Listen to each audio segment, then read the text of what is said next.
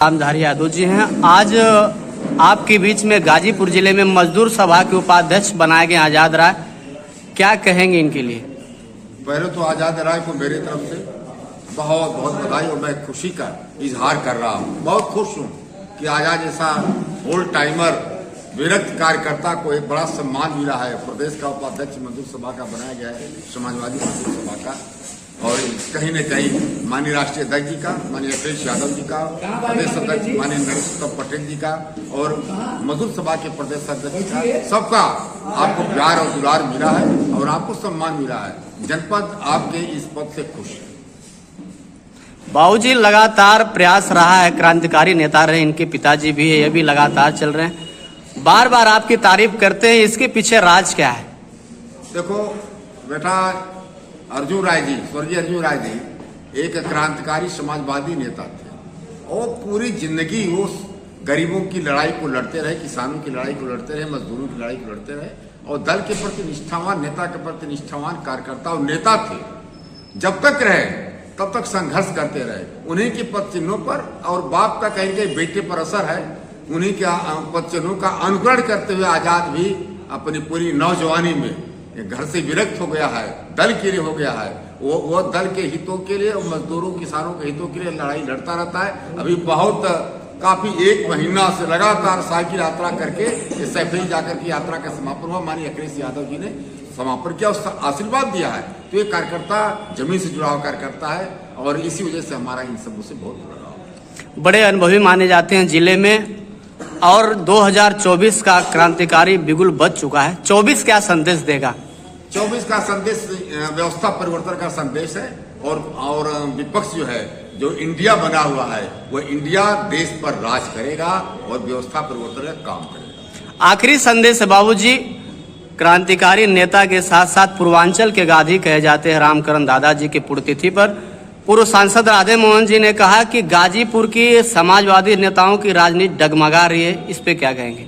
अब चूंकि राधे मोहन जी हमारे दल में है ही नहीं, तो उल्टा पुल्टा बोलेंगे, इस पर हम क्या कर रहे हैं। आखिरी संदेश में क्या कहेंगे लोगों को? आखिरी संदेश 2024 हम पता करेंगे और देश की राजनीति में परिवर्तन होगा, व्यवस्था में परिवर्तन होगा, गरीब किसानों के हाथ में फैसले होंगे, नौजवानों के हाथ में फैसले होंगे, महिलाओं के हाथ में फैसले होंगे। यही मैं कहना चाहूँगा।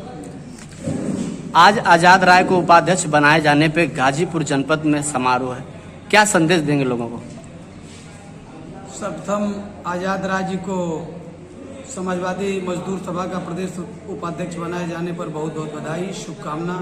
राष्ट्रीय नेतृत्व, प्रदेश नेतृत्व, समाजवादी मजदूर सभा के प्रदेश अध्यक्ष जी का आभार, बहुत बहुत धन्यवाद कि आजाद राय जैसे एक जमीनी कार्यकर्ता को समाजवादी मजदूर सभा का प्रदेश उपाध्यक्ष बनाए, जिससे समाजवादी पार्टी में काम करने वाले हमारे गांव के कमजोर तबके से आने वाले नौजवानों के अंदर भी एक उत्साह है कि हम भी काम करेंगे तो समाजवादी पार्टी हमें सम्मान देने का काम करेगी और मुख्य धारा में जोड़ने का काम करेगी।